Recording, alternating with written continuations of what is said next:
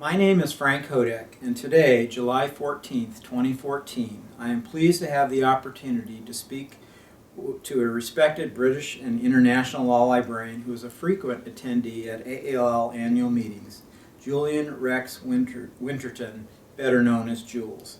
He's both the director and librarian of the Institute of Advanced Legal Studies at the University of London.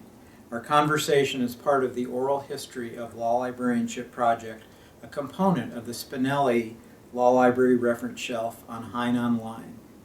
The setting for this conversation is the Hine Suite at the Marriott River Center Hotel in San Antonio, the site of the 2014 annual meeting of the American Association of Law Libraries. Jules, it is a great pleasure for me to speak with you today about your life and career as a law librarian. Thank you. It's a real honor to be here. Well, we're pleased to have you. Let's begin by learning a little about you personally. Can you tell us about your early life, where you were raised, your family background, and what your childhood was like? Sure. I was born in a small town called Hitchin in the county of Hertfordshire, and it was a small agricultural market town, really. And when I was very young, they still took cows through the streets to the market. I guess my father was an accountant in a family-owned flour millers, and I was an only child, apart from a constant companion who was a bulldog, and I went to an academic type school, played a lot of sport, played a lot of rugby football, until I was too old to do that, which was about 18. That finished me off. Very good. What do you like to do when you're not working? What are some of your hobbies, passions, pursuits outside of your professional career? Well, of course, I get a very limited time to do anything else but work. Well, that's not quite true. It feels like it sometimes. I'm sure it does.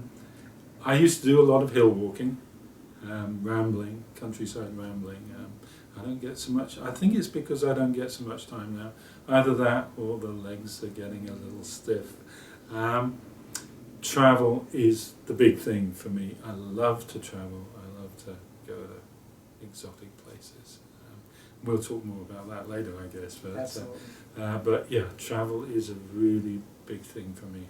I didn't leave England, I think I'm right in saying, until I was about 16. So as a family, we never travelled overseas. My father used to say that the only time he'd been abroad, he was dumped in the water on Omaha Beach. Oh, and that sort of put me off a bit. Yeah, it certainly put him off. Yeah, apart from that, sounds a little decadent, but wine. I belong to a wine society. I'm really pretty interested, not too expert, but pretty interested. So we go along to wine society meetings and go on wine trips. Recently went to Germany and had a wonderful time. Nice group of people. Excellent. But I guess the thing that takes up most of my time is starting really late. I've got a son who's about 6.5 years old, and so a lot of my pursuits are sword fighting and video games and stuff with him, which is great fun, but a bit different from before. Well, that sounds fascinating. I'm sure it fills up your life, and there's nothing like children for that. Well, now that we know a little bit about your personal life, can you tell us about your educational and professional training, and perhaps any early career aspirations you might have had? Sure. Well, the first thing I wanted to be that I remember is I wanted to be an archaeologist. Huh? And that was before I could spell it, but I wanted to be it. And then pretty early on I wanted to be a librarian, and I don't really know how that came about. I mean, I was an avid user of the local public library, and maybe it was just that. Yeah. Or maybe it was a sort of slight obsession with arranging things. But so that came early on. And after that, I guess I went to University of Kent at Canterbury. It's a wonderful place, really beautiful. And I did Latin and English, sort of mainly literature based, some history and philosophy. And I went then to be a graduate trainee at the Institute of Classical Studies, which sort of almost combined the archaeology with the librarianship, and that worked well. And I had wonderful experiences there. I got a, if I can take the time to tell a little story. Please, absolutely.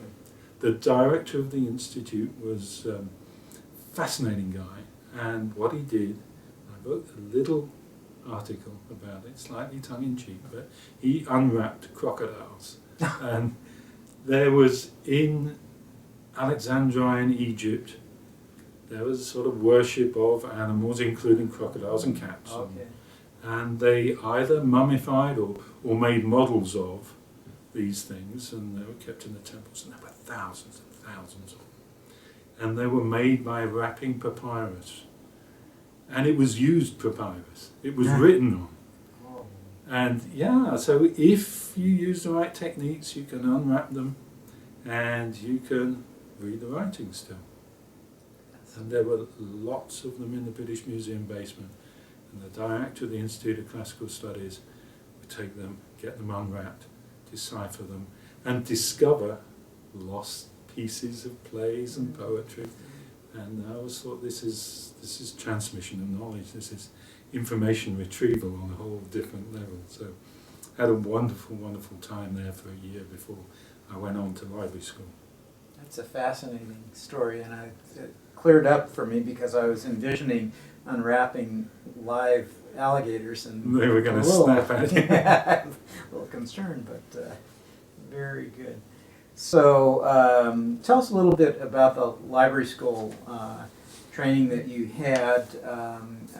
Curious as to, I don't know if you'd be able to compare it with the training that goes on here in U.S. schools, but I think our listeners would be interested to know how it's taught in England. Sure.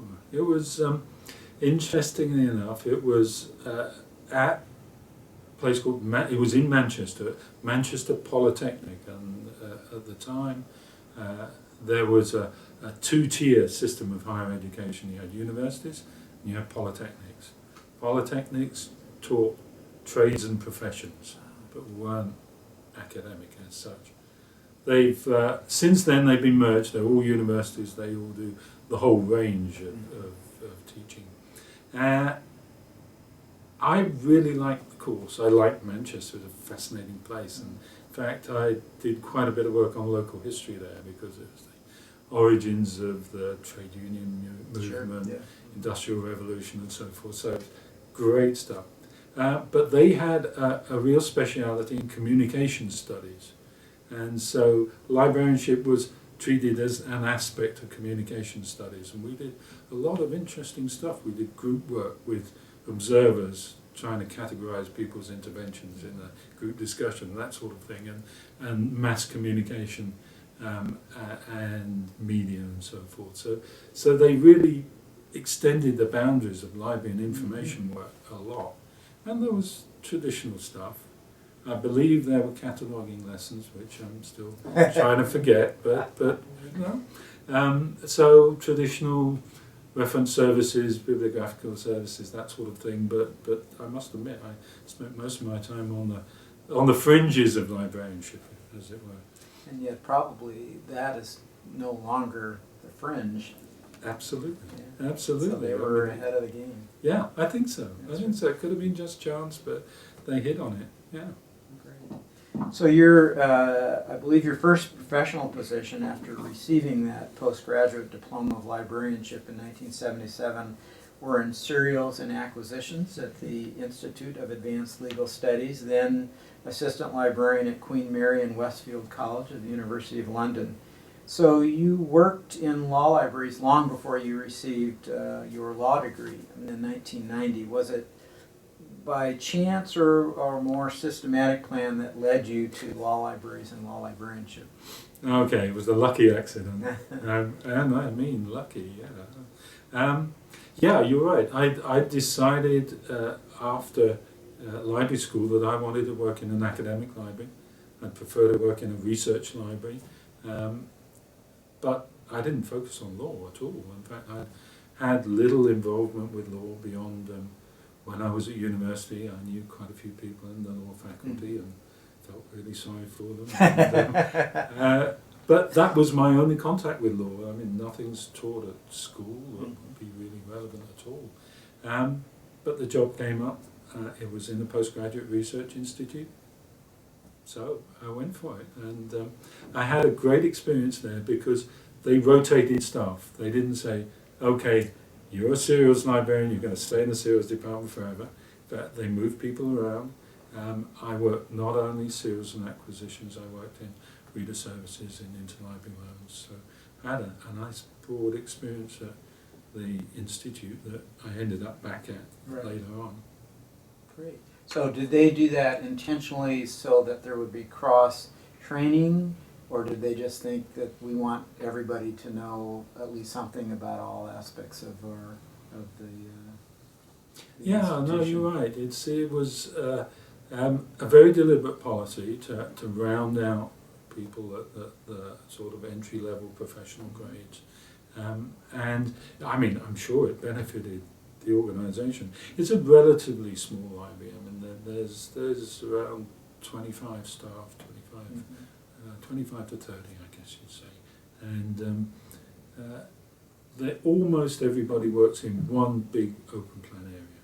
So they interact really well. So, and everybody works on reference inquiry desk and that sort of thing. So there's not such firm demarcations between the jobs, and you don't have sort of back of house people who never see daylight or whatever. So that was good for me. I mean, I got to grips with all aspects of librarianship that way.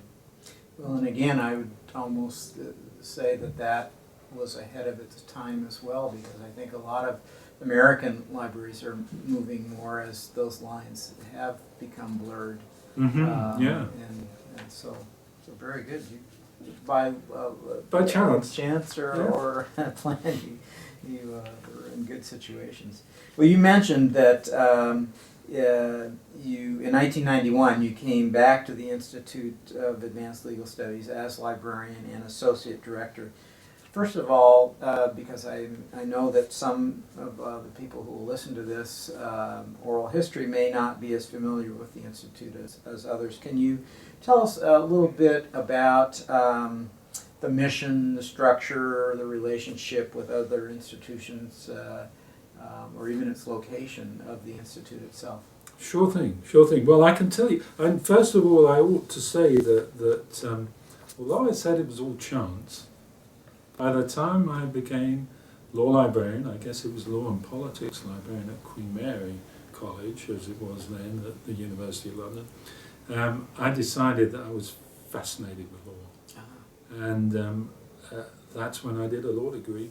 And I did it at what's called the external system of the University of London. It's now called the International Academy.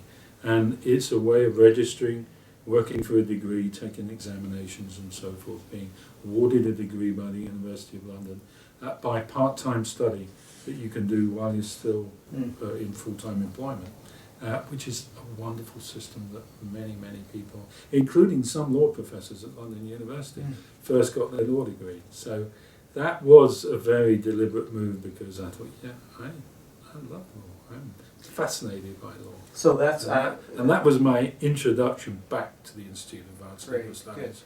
And we'll come back to that in a second. But you've raised a point that raises a question for me. So you're saying that you were fascinated by law. Great. Did you also here in the U.S., a lot of people will say, well, I needed that degree if I wanted to advance in the profession, if I wanted to reach the goal that I had in mind. Is that true as well? Yeah, it really is. So that was a deliberate move. And it seemed to me that although very few people in the UK, at least at that time, probably still actually have a law degree when they're a law librarian. That's pretty rare. Most people who get the law degree go into the profession. They wouldn't choose to be a law librarian for whatever reason. And so it was rare, but I thought if you want the top job, one of the top very few jobs in the UK in law libraries, you really got to have a law degree, at least. So that was a deliberate decision. I think it contributed to me. I'm sure it contributed to getting the job you just mentioned as librarian at the Institute of Advanced Legal Studies. I can't see how they could have appointed someone without a law degree. Okay, good. But nevertheless, let's not forget that you were fascinated, as you said, by the study of law and by the law itself. Absolutely. I don't think I could have. I completed the law degree 3 years part-time, and I wouldn't have stuck the course if I hadn't been fascinated. There were some people, I'm sure, who went into it just with the goal of the fancy car at the end of it or whatever, and they didn't have a real interest, and it was much tougher for them. In fact, a lot of people didn't make it. Right. Yeah, because that's a challenge to be working full-time and also pursuing that degree. Mm-hmm. It takes some stick-to-itiveness. Well, I had asked you before, and maybe you can now fill us in a little bit more about the Institute itself before we start talking about your particular role and activities there. Sure thing. Institute of Advanced Legal Studies is a very peculiar body that doesn't fit in any category. It's part of the University of London, but it's got a national mission, national and international mission. It's not a law school. It doesn't have any first law degree students, whether they've done a degree before or not. Nobody who hasn't studied law before will be a member. Its mission is research, promotion and facilitation. So it's not necessarily doing the research itself, it's being a national facility that people can use for whether it's meetings, seminars, workshops that we put on and bring scholars together, whether it's publications, training. But of course, most of all, the library. It's, I think, I hardly like to say it, but one of the world's great legal research libraries, and that's been a facility for all universities in the UK and worldwide. It's a very international place. We get scholars from all over the world visiting, spending their sabbaticals, just dropping in for a week as they're passing through London. So it's the most wonderful place to work because you get to meet all these people from all over. Yeah. So that's its main mission. Got to say also, it's got subsidiary activities. It does support postgraduate taught course students. These are people who've done a law degree, doing an LLM, and the University of London LLM program is gigantic. It's crazily big. I mean, there's about 1,800 students on a 1-year LLM course. Wow. Yeah, they're not registered with the Institute. They're registered at one of the 6 law schools that are part of London University, like the London School of Economics or University College, whatever. So there's vast numbers of people, most of whom not only done a law degree, qualified, probably practiced for a little while, decide to specialise in electronic banking law, Chinese family law. Who knows? There's about 120 options that they take 4 of. So it's enormous, and we support that program. So we get a lot of input. So that must have a tremendous impact on your acquisitions, because you're supporting all of this very wide range and presumably pretty sophisticated literature. Absolutely, and I mean, it's fantastic. Apart from for the budget, which is it's a real drain on the budget, but we get all this input from the faculties of the 6 law schools who are mounting new courses and new options and telling us exactly what we need to get. I mean, a hell of a lot of it. We can't get everything, but it means we've got expert input into collection development the whole time and fairly cutting edge new topics, new subjects. So yeah, so that's really good. Would another important client base be the faculty members of these 6 schools and so forth? for their own research, or they're using the Absolutely, Institute's collection? absolutely. And given we have a national mission, we try to cover the whole board, the faculty from maybe from Warwick, maybe from Edinburgh, maybe from wherever. London University faculty get a little bit of a privileged position, but not wholly. And we're not able to give the level of service that US law schools give directly to individual faculty, unfortunately. Which is a shame, but we've got to spread our resources nationally as well. So the level of intensive research assistance isn't there. I remember when I was at Queen Mary, there was an exchange arrangement with University of Texas at Austin, and people would come back and come to my desk and say, right, well, I now expect this, that, and the other. They do that at the Tarleton Law Library. And I'd say, they may do, but we can't manage that. And same for the Institute.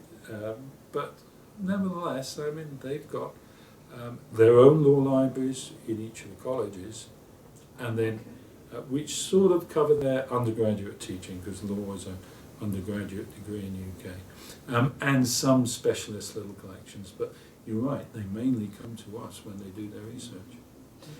International scholar decides he or she needs to use your collection, your facility. Do they just waltz in, or do they have to make special arrangements? How does that work? Well, I think the timeline on that is that years ago, people would write maybe a year in advance and say, I'm planning to come, I hope it may be possible to, and this is my area of research. And then a few years later, they'd fax maybe a few weeks before they were coming saying the same thing.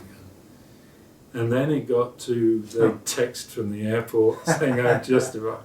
And now they more or less walk in the door. And that's absolutely fine. So we get scholars from all over the world, and they will just, I mean, some of them email in advance and make arrangements. But you're not going to turn someone away but you've never someone heard would from. just come and say, I'm on the faculty at Buenos Aires or wherever, I've come here for 4 weeks.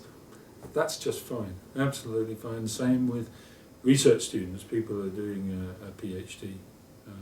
A lot of people use us regularly as a PhD student and visit their supervisor in another university rather than vice versa. So yeah, good fun. So we really are that open to faculty from whichever university. We talked a little bit about the need to have a very wide collection development policy given all the subject areas that you're trying to support. Can you give us a little bit more of an idea of, say, the scope of your collection? You mentioned a moment ago they'd like us to buy everything. Probably we're past those days where that can happen. Oh, yeah.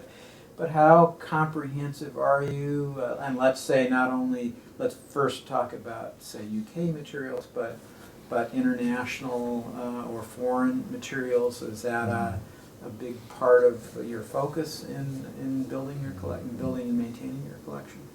Massive. Foreign comparative international law is really the strength of the library, and the UK collections are very comprehensive. Actually, I mean they're great collections, but in the main, a lot of law libraries in the UK have good English law collections at least, sure. And so that's not what makes us special. It's the foreign collections, and unlike I imagine quite a few US law school libraries, our own jurisdiction represents really quite a small part of the library. So we've got, well, let's say the Commonwealth there, and former colonial material stretching way back. So that covers a very big proportion of the world. We were given the collection of the Foreign and Commonwealth Office Library.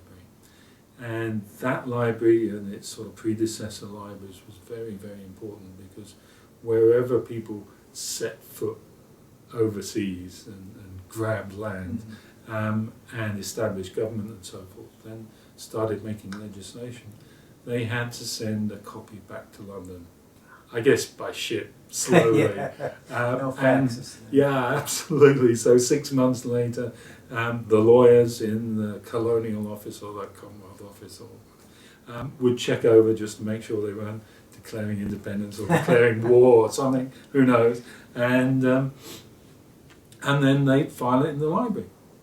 And so we've got 17th century legislation from the Caribbean, we've got legislation from the very first year that the town of Sydney was established.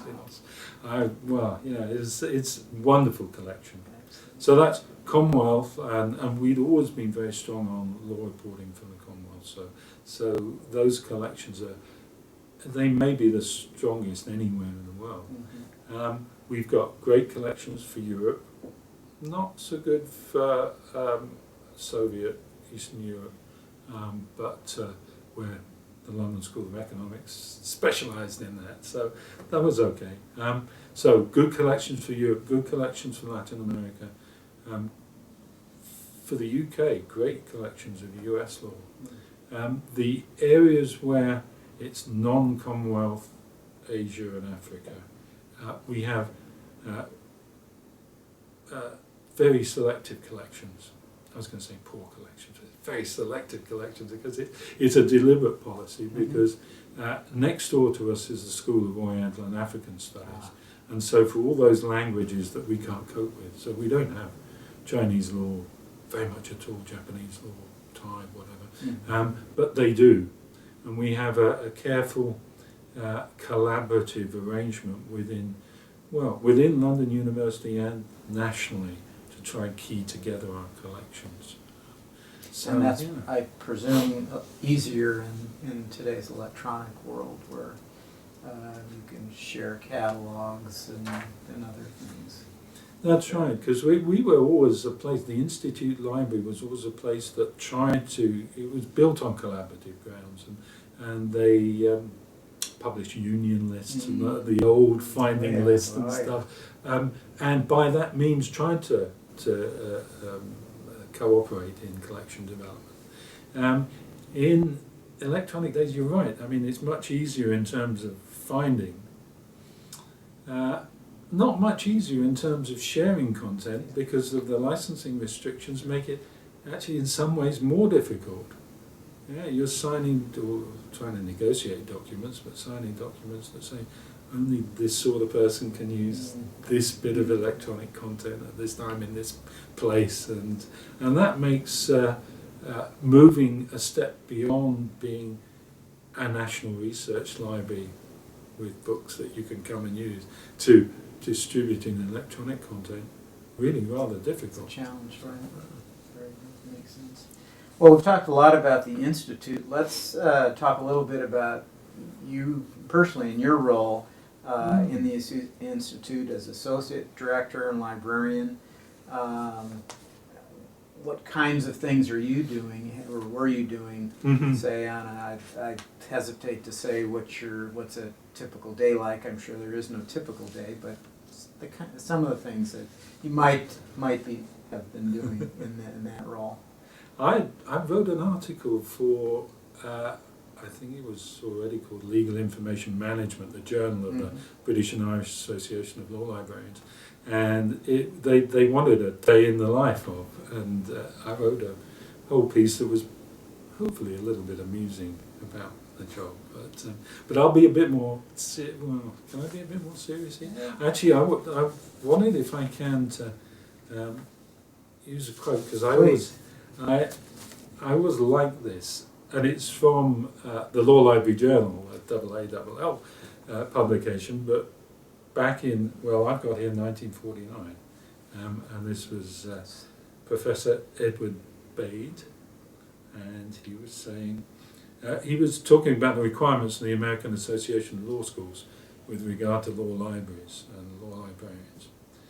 And he concludes with, one is left with a feeling that our deans and faculties have considered the requirement for a library as purely technical, and that anyone who knows the alphabet and can count at least to 300 is qualified to be a law librarian. And then he says, in his opinion, it's his contention that next to the dean, the law librarian is the most important member of any law faculty. And the only reason the dean is more important is that he usually selects the librarian. And I loved that article, and I thought, well, that's prehistory, everything's changed. But in some ways, there are some attitudes that are really embedded with faculty and with some of the bureaucracy associated with law schools.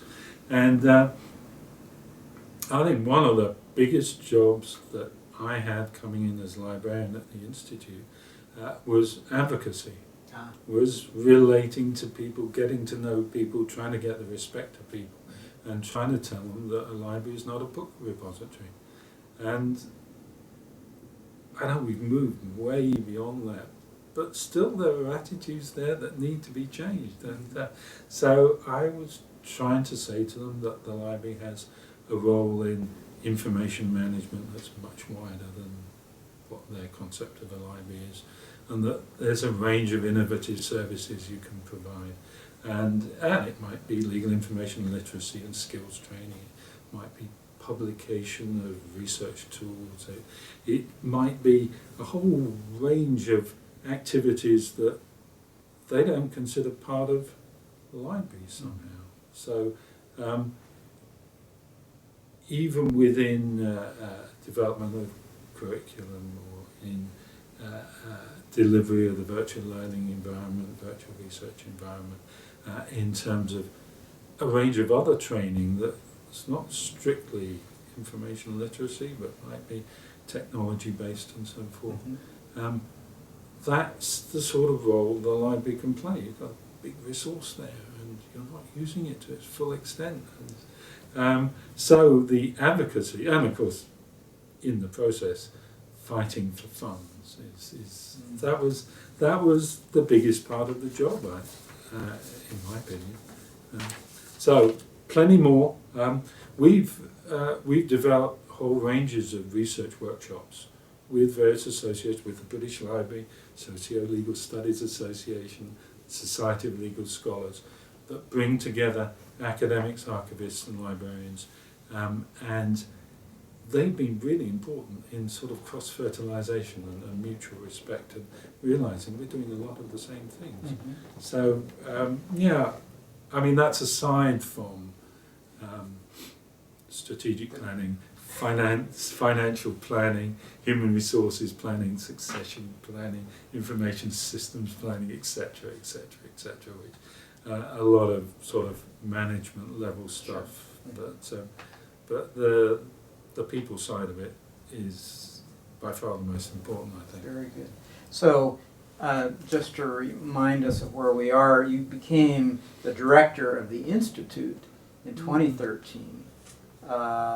And so I'm wondering if, perhaps in a more broad way, is your work, as the work of the Institute changed since you returned there in 1991?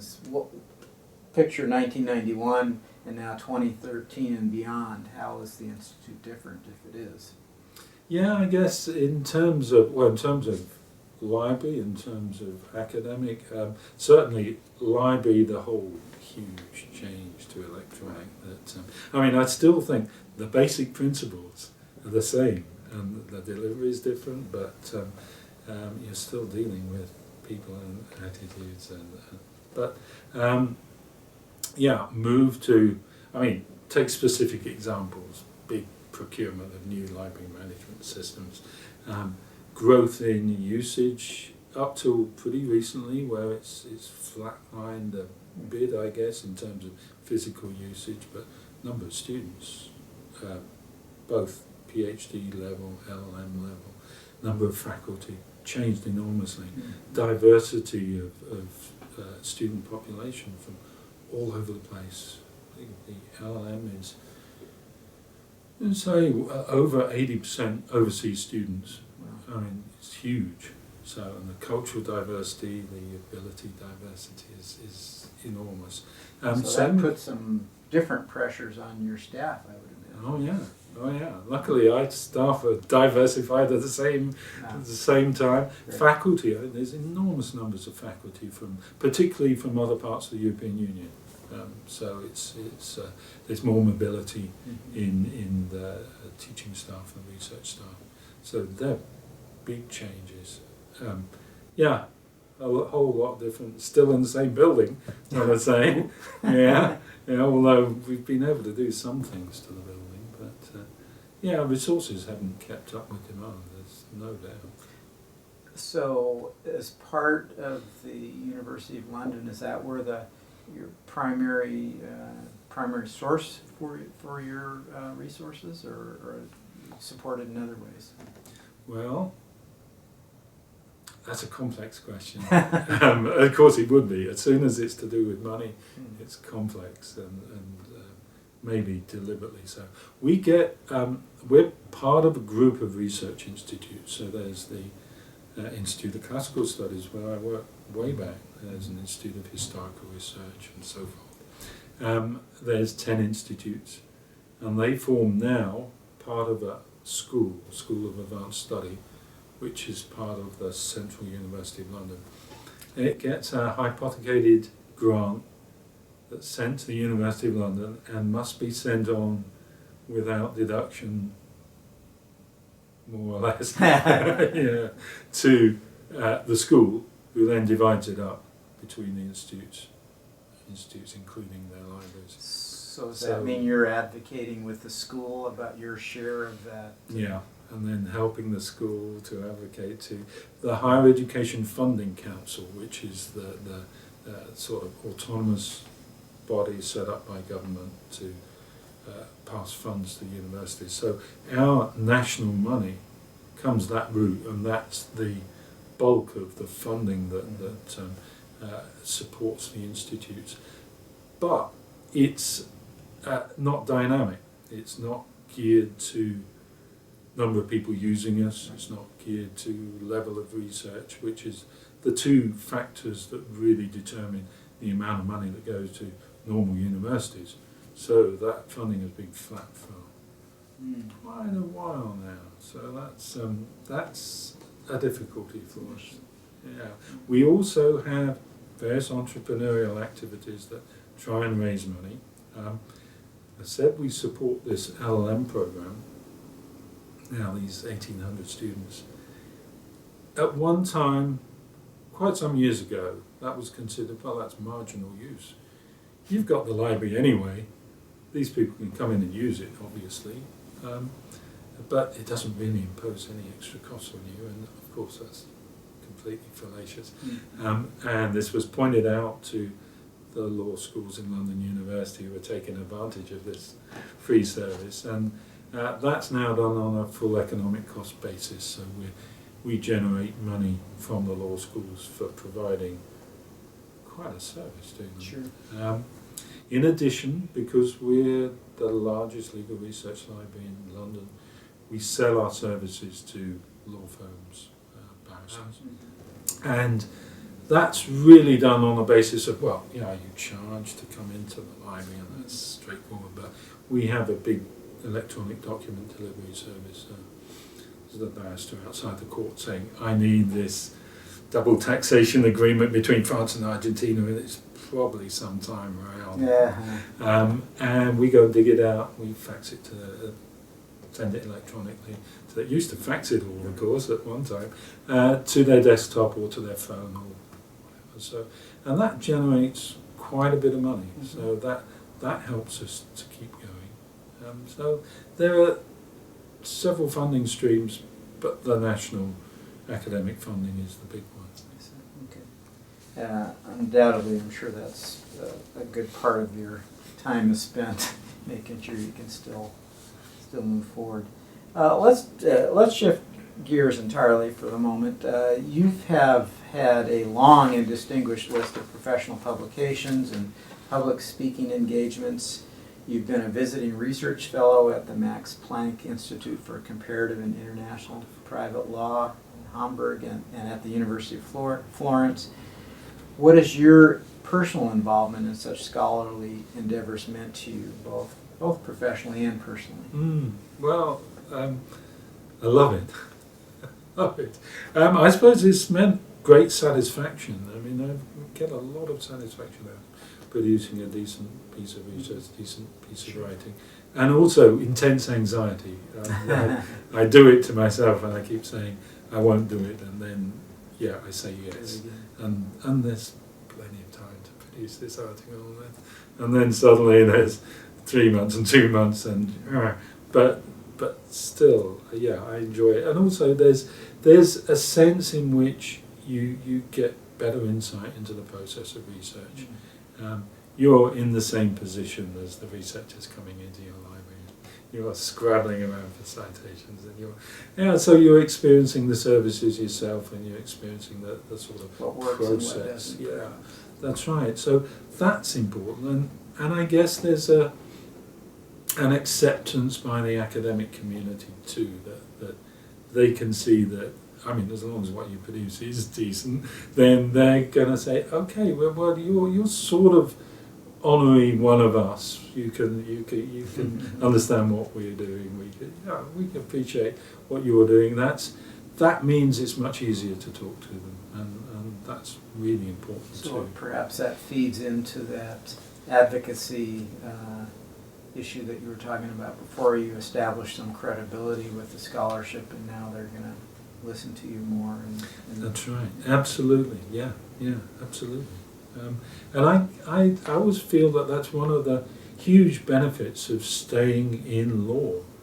Because, I mean, there was a time in my career, because I got the job as a librarian at the Institute, reasonably young, long time ago obviously, but when I was reasonably young for the job, and when I'd done it for a few years, I did think about, should I go into university librarianship, try to apply. In fact, I did apply for 1 or 2 jobs as a university librarian, and I'm not saying I would ever have got any of those jobs, but when I did go to the interviews, I sort of felt that it was, although it was a bigger job in professional terms, it was more limiting in other terms.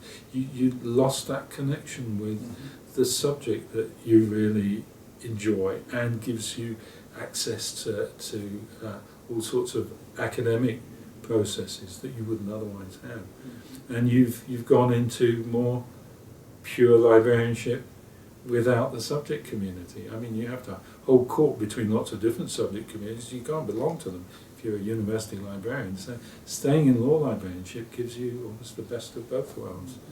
That's a great lesson, I think, for someone kind of in the intermediate stages of their career to sort of put your toe in the water of other types of jobs, and it really forces you, doesn't it, to figure out what it is that really is of interest to you. Absolutely, absolutely. I mean, I even went very early in my career, I went to a couple of interviews for law firm jobs, and so I quickly learned. Right. Good. Let's talk a little bit about some of the individuals that you've met and worked with during your career. Start off particularly with anyone, if you have any mentors that you might wish to mention, but broaden that out also to others in the profession whom you especially admire. I think this is one of the most difficult questions. I really do, and I'm really worried that I'll leave people out who've been important in one way or another. And I guess I start off by saying everyone's important. I mean, you learn something from everyone. It might be a good lesson or a bad lesson, but it's a lesson. But I've been very lucky. The librarians of libraries I've worked in, Anna Healy, the librarian of the Institute of Classical Studies, when I was just really starting out, was a wonderful mentor. I guess the most important person for me was Muriel Anderson, and she was the librarian of the Institute of Advanced Legal Studies when I was a sort of junior member of staff, and she was great. I really admired her for looking calm, and actually Yeah. looking as if she was enjoying the job while she was doing all sorts of really difficult things, and taking time with people, which is so important.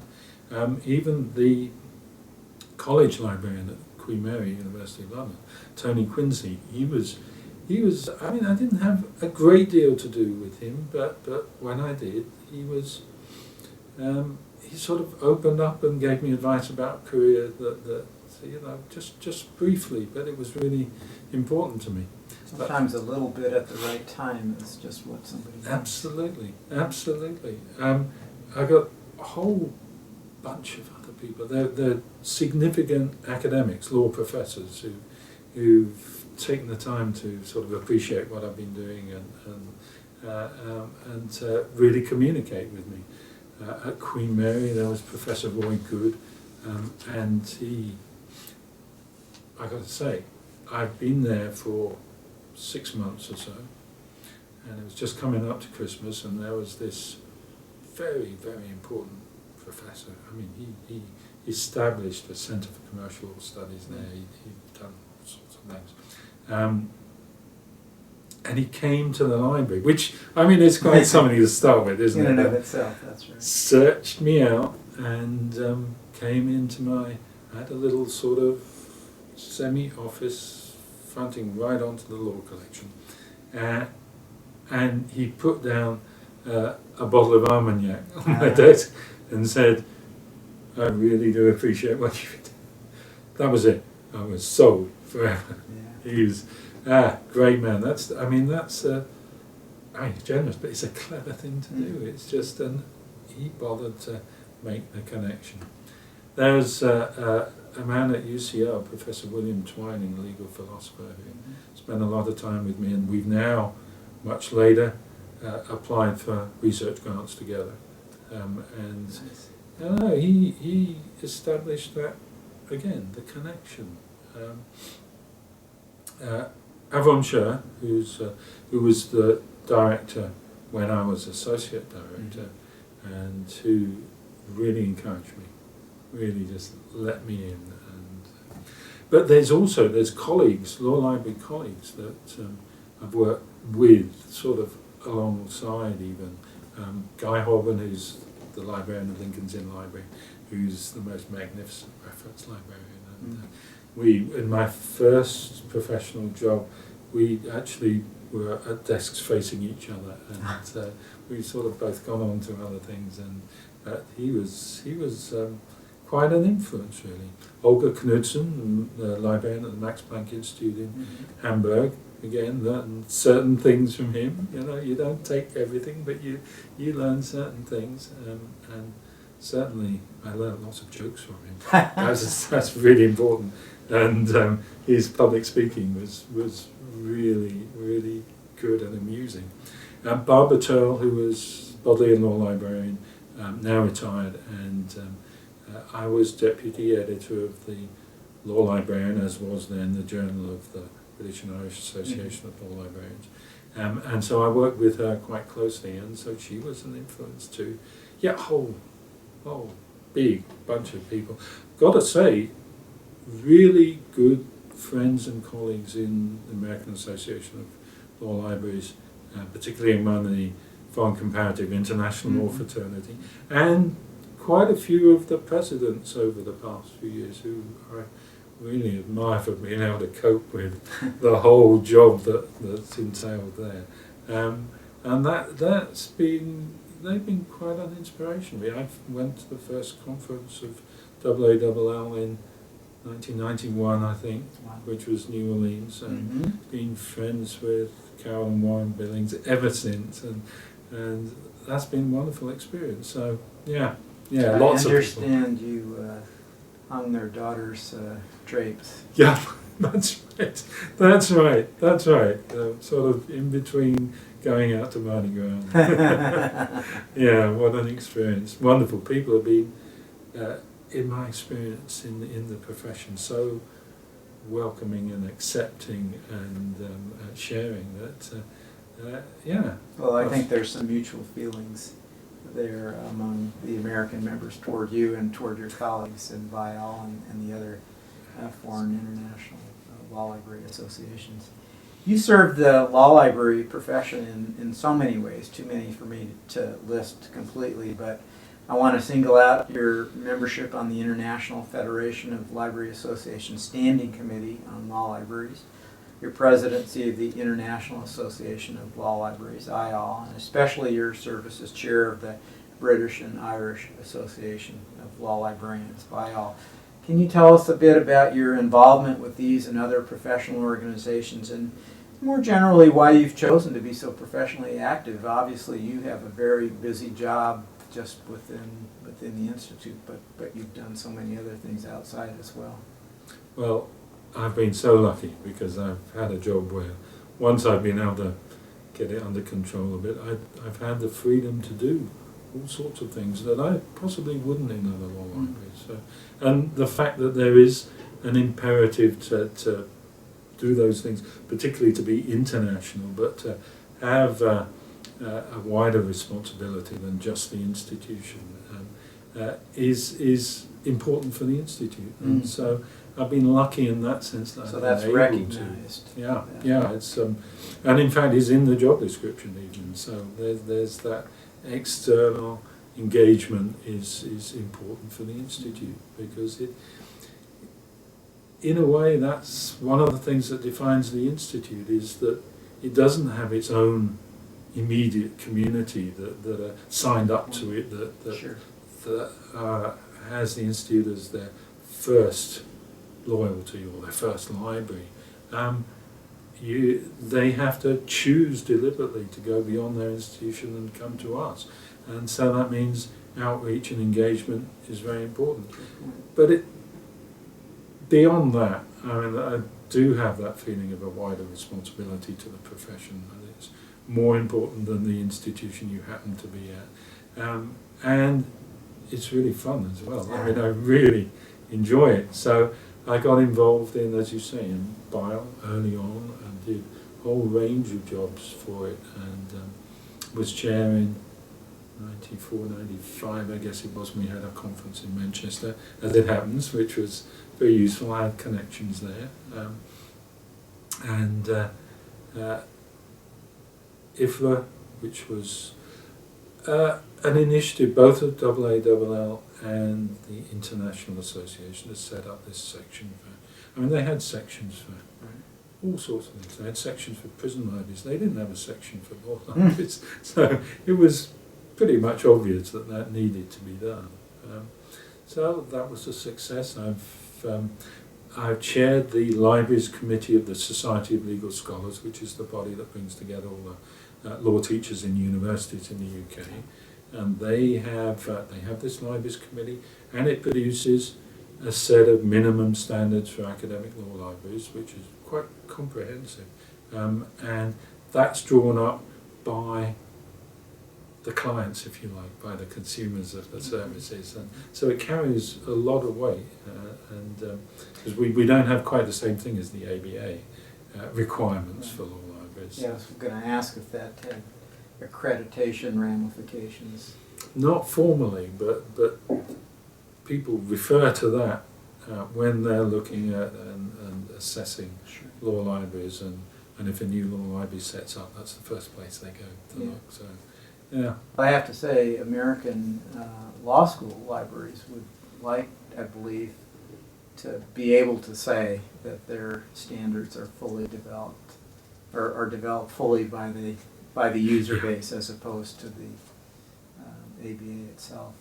Well, there's some of that. I don't want to overstate that, but there is a concern about that. Yeah, that's really interesting, because and people in the US have always said that the publishers in the US, for example, white big database publishers, let's say, have said to me, well, you don't get the same good deal because a much smaller percentage of law graduates in UK universities go into the profession. That wasn't for me, as opposed to going into all sorts of other things that they might do. So it's seen in the UK as not quite so much professional training and more liberal education.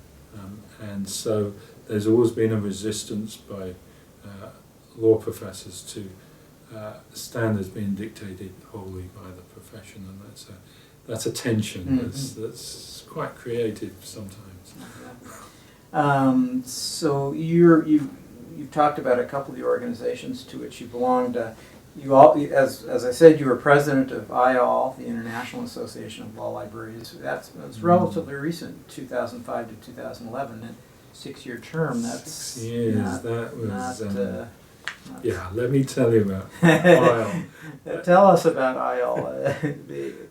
Tell us a little bit about the organization, first of all, because I suspect that perhaps some people might not be as familiar with it as they are with, say, ALL or even BIAL.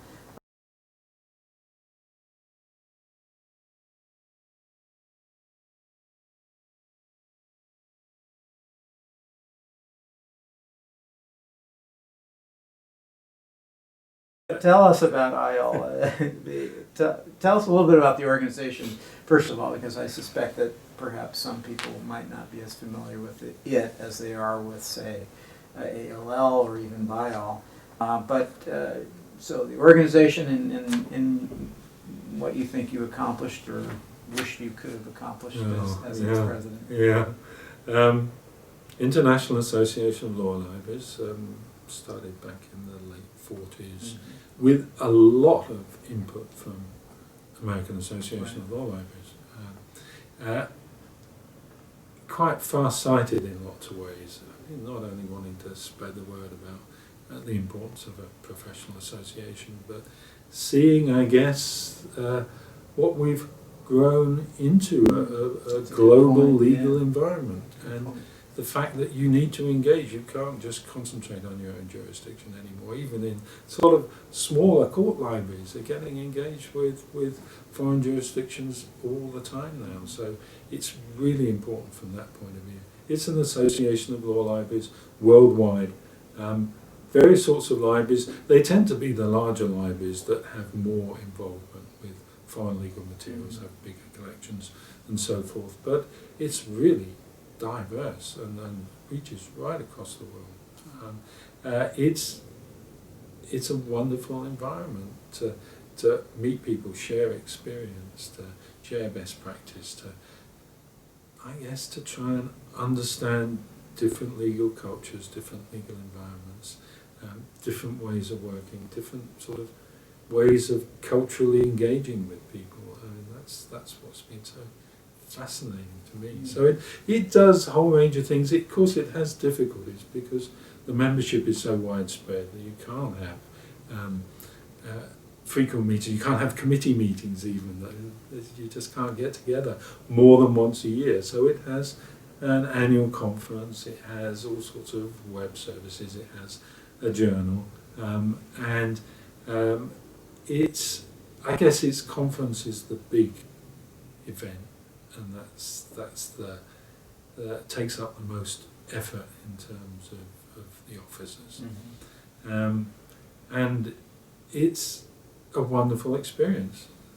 Extremely difficult because you're trying to pull threads and hope something happens on the other side of the world. But we get really great enthusiastic teams locally. And the president, because it's a smallish organisation with no paid officials, we have a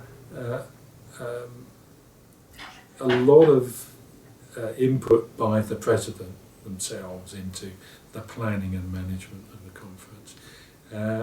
And I guess in one way that was a major achievement, I felt, was that the conference happened. It was successful. It's quite a long conference. It's usually starts on a Sunday, ends on a Thursday. So it concentrates not on the transferable skills that you might get from your national association, technical skills. It concentrates on the legal system and the legal education system and the legal environment generally.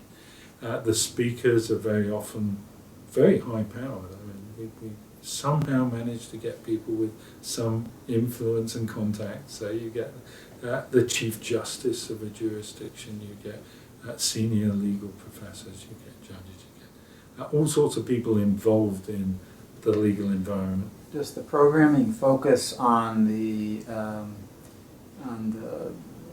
legal system and the legal education system of the jurisdiction in which you're meeting, or a variety of jurisdictions?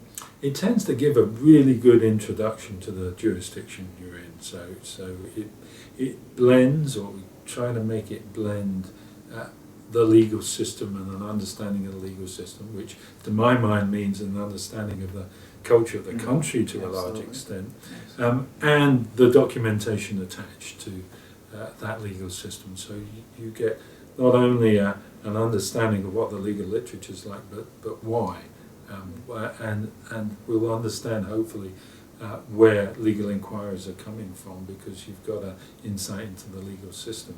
So yeah, it's great from that point of view. If it's depending on the jurisdiction, it might well pull in neighbouring jurisdictions as well. Mm-hmm. And what it does, which goes to the other mission, in my opinion, of the association, is it supports the law librarianship profession in that country, which might well be a country that doesn't regard librarianship very highly and doesn't value it as much as it should. It gives publicity. We try and get notices in the local newspaper, in the national newspapers, I should say, of that country. We invite these speakers who then are, senior figures in the legal world, but they're speaking at a law library conference, and that starts to give a bit more prestige to the local law librarians. And ISLE has been quite instrumental in trying to develop national and regional law library associations. There's a sort of nascent Russian one, a Malaysian one, former states of Yugoslavia one, India, and even way back there was, the ISLE used to meet in tandem with IFLA at one time, and the meeting in the Philippines, which was way back in, I guess, the 60s. Yeah, I think so. That was the establishment of the Philippine group of law librarians, for example. So it's trying to develop the profession worldwide. Got a big job, but you served, as I said a moment ago, as chair of BIAL, and that was about 20 years ago in 1994-95. And that was about the time, just seems like a moment ago. yeah.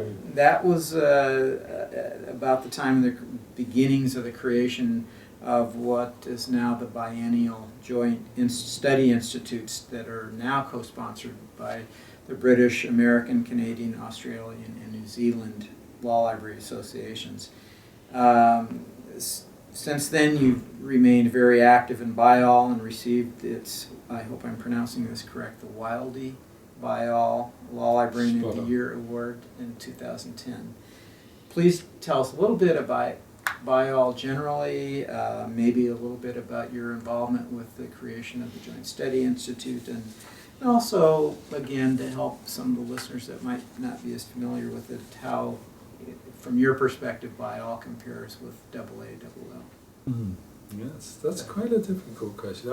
It always struck me that BIAL, British and Irish Association of Law Librarians, as opposed to the American Association of Law Libraries, and I think that actually tells you quite a lot, because in the UK, law libraries are usually part of another library.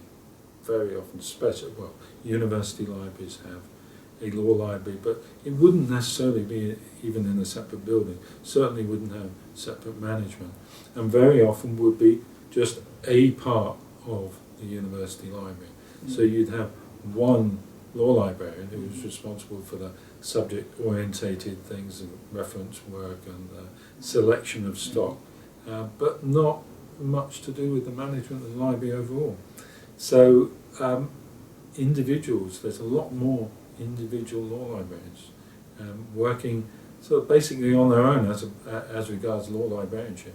So the support structure of BIAL is incredibly important at enabling them to share their expertise and and their grief and everything else. And so BILE does a really important job in that regard, and otherwise it's got a whole range of services to members that are similar to AALL, but of course it's much smaller. I mean, membership is 700-800, something like that. Which I have to say, their annual conference, they have an annual conference. The percentage of membership that turns up to that conference is pretty high, because you're getting over 200 people at the conference and the membership 700. That's pretty good going. Absolutely. Journal publishes standards, helps with collection development and disposal or exchange of materials, publishes salary survey, all the things AALL would recognise, but done small. No paid official, actually. I think at one time they had one paid official, but so it's really done by volunteer work. And as such, I think it's been amazingly professional and influential, and certainly developed advocacy for government policy, which is terribly important. Absolutely. Not on the scale of AALL, but even so, has a voice. And has remained determinedly independent of national library associations, which I guess AALL always has. And well, of course, AALL was a break-off, if you will, of American Library Association. So it's sort of. Well, the National Library Association in the UK, which up to recently called itself the Library Association. I won't say any more about that, but has since renamed itself as all sorts of things that one can't even remember, and has lost a lot of influence. Always wooed BILE and wanted it to join, and it never did, and probably could be better for that, I think. So BILE is a great institution, it really is, and it's still strong, although employment opportunities in law librarianship are much more scarce recently. So challenge there as well. Yeah. So. Oh, yeah. Joint Study Institute? The Joint Study Institutes, I was involved in the discussions early on about the establishment of those, and there had been a sort of one-off at Oxford, I think, way back, which was very successful and gave American law librarians the opportunity to travel over, and I wasn't there, unfortunately, but it seemed like a great success, and there was that urge to engage wider than one's own jurisdiction that I think sort of powers IALL as well. I think they've been great meetings. I've been to a couple there. I think there's only so many conferences you can go to in a year, so I think at some times you've seen the possibility of a bit of overlap with IALL, and I think sometimes they're doing the same sort of thing, because it is again a legal system orientated conference rather than a sort of technical skills conference. So I think there's the possibility of collaboration there, at least. Yeah, that would make sense. But then again, it's specific jurisdictions, and I guess one of my feelings about IALL is it should go to places where the legal system is in transition, where there's real change going on, where the profession needs more support than our established associations in their jurisdictions need. So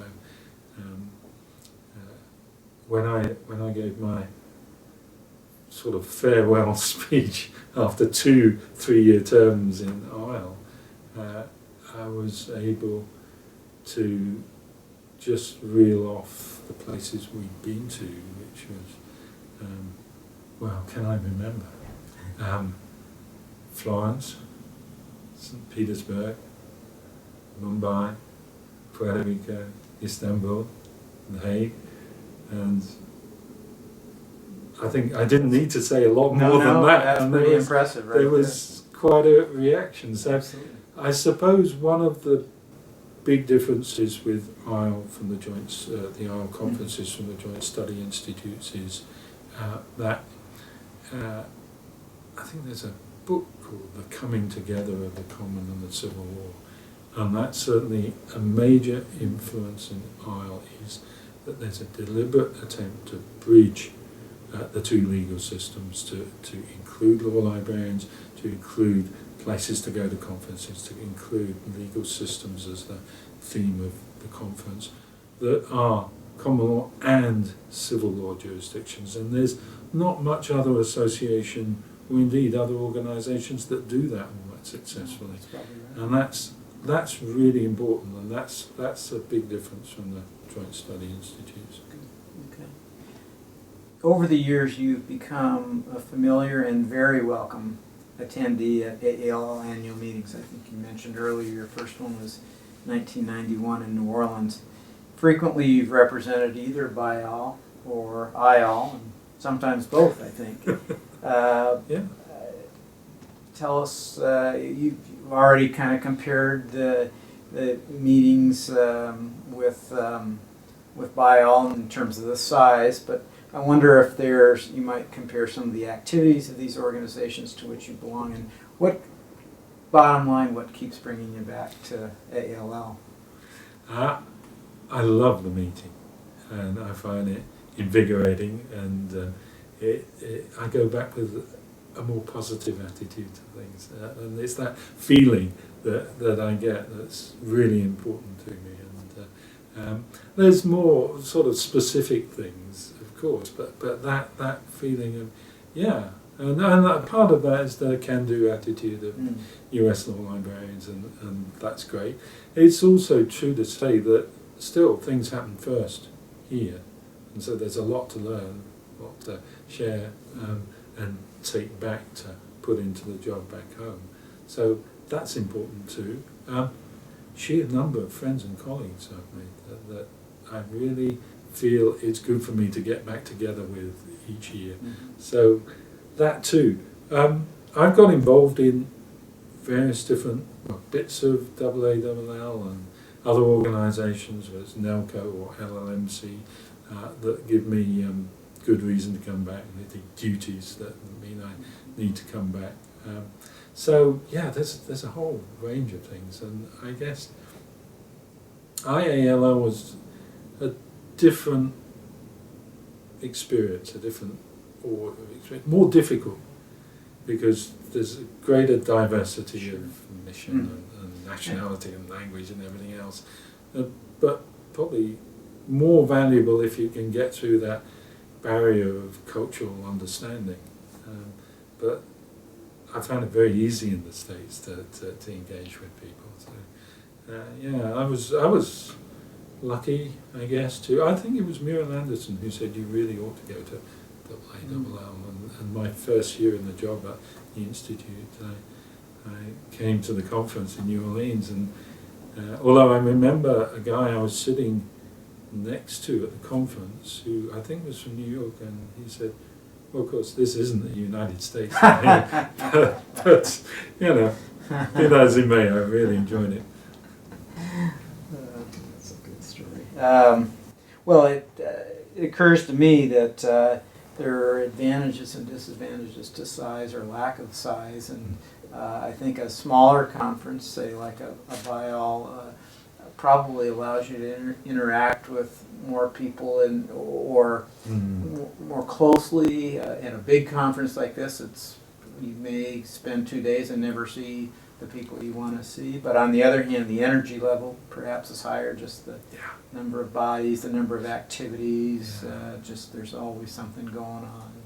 That's right. So it's pluses and minuses. Right. You're absolutely right. I mean, most of the session, you haven't got the bodies to throw at. BIAL conferences and IEL conferences are plenary sessions, for example. So you're bound to know, you get to know almost everybody there, and Right. and that's fantastic. But as you say, if there's then an initiative to really make it work, it's like, one more committee, can we really cope with that? Been there, done that. Mhm. Just one more question about your professional service, and you've kind of touched on that already. In fact, this last little comment did, which is that the workload of volunteer activities really can be challenging at times. Just as you say, one more committee, can I possibly manage that?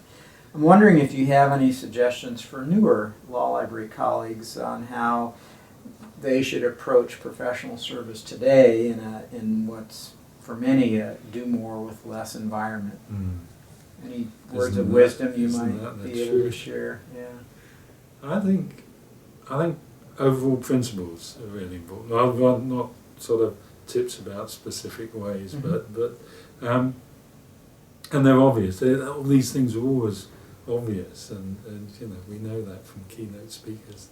The obvious, but you need to be told. That's them. right. And I guess for me, strategic planning comes first.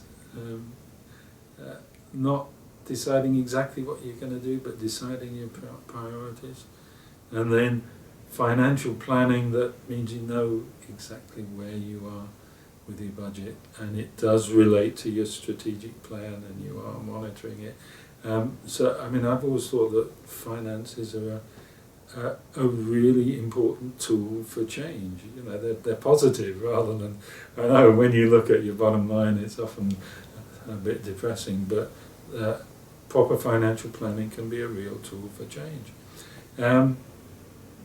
One of my experiences throughout my career, collaboration with other organisations and other institutions, that's a way of getting more done with less, of hooking up with people who've got the same similar mission, and that's terribly important, apart from being fun. Sure. And people have always said to me, trying to look at the results, not the processes. Don't get hooked up on the process. Look at what. That's good advice. And keep asking the clients what they think about the results. They sort of think about it yourself, and I've done well, I haven't done well. Ask them, and yeah, again, terribly important. And quite a lot of libraries don't seem to do that. It's hard. You can lose track of that pretty easy. You get so embedded in what it is you're doing that you just assume that it's the right thing to do. It's so obvious that it's sort of cliche, but be open to people and new ideas is, and again, that's really difficult because you get into a little cocoon or a little sort of place of worry about your own institution, and trying to fix particular things around sort of stepping away from it a bit. Although I've got to say, I mean, I've been lucky to be able to step away and come to conferences where you are away from your place, you take lessons back, but you need a great team back home backing you up and doing all the work, let's face it, that enables you to do that. And that's what I've always had somehow. So I think that the real lesson is be lucky. Well, that's not a bad lesson. You've received many awards from your peers. I've already mentioned the Wildy Bayall Law Librarian of the Year Award, but you also received the Wallace Bream Memorial Award in 1998 for information sources in law. And in 2012, AALL presented you and Dick Danner with the prestigious Joseph L. Andrews Bibliographic Award for your publication, International Handbook of Legal Information Management. What does such recognition from colleagues mean to you? Well, it means a whole lot. Like it does, it must do to everybody. Approbation of your peers is really something. I mean, it gives you great satisfaction, and it sort of bolsters your self-confidence too, and reassures you that you're orientated in the right way. You know, sort of complete loose cannon. You're sort of doing things that other people appreciate and like. So yeah, from that point of view, really extremely important. Very good. Well, congratulations on those awards. I know they were well deserved. We're about at the end of our conversation, I think, but as we always do, we want to make sure that you have the opportunity to perhaps touch on some subjects that we might have missed. Is there anything else you'd like to add? Well, there's a couple of things. Okay, good. One is professional development, development of new generation of law librarians, if you like, or development of people who are already in the profession. And one of the things I did at IALL, which I'm really proud of, is I headed a little task force that introduced the scholarships for law librarians to go to the IALL conference, and there's 3 pretty well full-paid scholarships. I mean, not just a sort of admission to the conference, right, but maybe $2,500 to enable them to get there and pay for a bit of the accommodation. And that was really, really important, I think, for those people already in the profession who wanted to get beyond their own jurisdiction. And I think one of the conditions was that you haven't travelled outside your own jurisdiction to a professional development event. And what it meant was not only a help for them, but in fact a lot of our conferences came from people who'd taken the scholarship and then gone back and invited the International Association to their jurisdiction. So that was great. Now in the Institute we've got a whole range we've got graduate trainees coming from university before they go to library school. We've got 3 of those annually. We've got a post-professional qualification or post-academic library qualification training program over 2 years that brings people through to their full professional qualification. And another thing we instituted was a visiting fellowship in law librarianship. And this is for someone mid-career with potential, but reasonably senior already, who'd come to us for 2-3 months and have a whole program designed for them.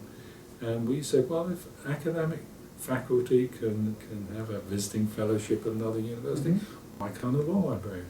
Let's do it. And it goes through our research committee, and they have a research project to do while they're with us. And on the back of that, we've been able to get scholarships from outside bodies to help pay for these people to come to us. So that's one really important thing we've done, and I'm really glad about that sort of work. The one other thing I wanted to mention was, I think I touched on publishing research tools. Actually, librarians involved in the, if you like, the chain of scholarly communication, but beyond just the curation of the stuff and the making it available, but in the publication of it, in the creation. So what we've done is to host an organisation called the British and Irish Legal Information Institute, and it's an online, free-to-internet database of legislation and law reports from the UK.